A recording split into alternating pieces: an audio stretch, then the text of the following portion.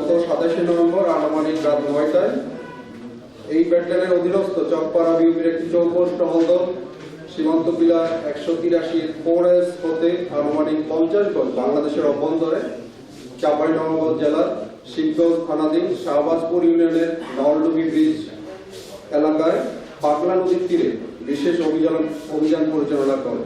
উক্ত অভিযানে টহল দল মালিকবিহীন 3টি বিদেশি 1 শুটার গান 6 রাউন্ড অ্যামুনিশন উদ্ধার করে।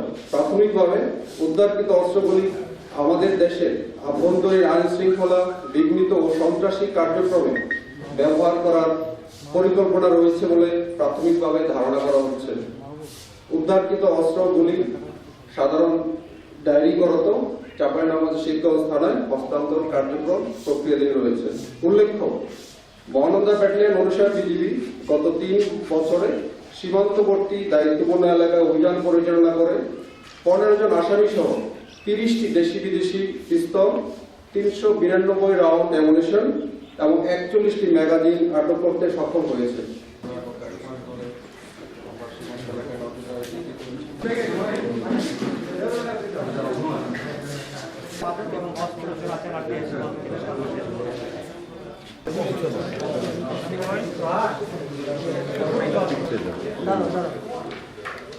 আরে বক্তব্য